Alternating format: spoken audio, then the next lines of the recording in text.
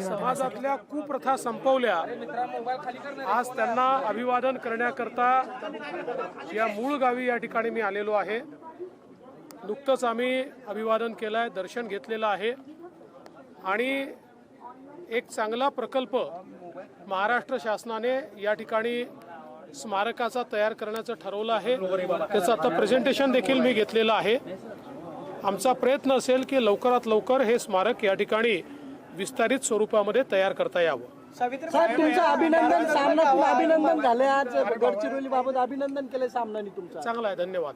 साहेब भुजबळ साहेबांसोबत काय चर्चा झाली? आता चर्चा वगैरे काय? भुजबळ साहेबांसोबत हीच चर्चा झाली की महात्मा ज्योतिबा फुले आणि क्रांतीज्योती सावित्रीबाई फुले यांचं कार्य आपल्याला पुढे कसं नेता येईल, ज्या प्रकारे या देशाला त्यांनी दिशा देण्याचं काम केलेलं आहे ते विचार सर्वांपर्यंत कसे पोचवता येतील, समतायुक्त समाज, भारतीय संविधानाला मानणारा समाज हा आपल्याला कसा निर्माण करता येईल हीच आमची चर्चा झाली। या व्यतिरिक्त कुठली चर्चा नाही।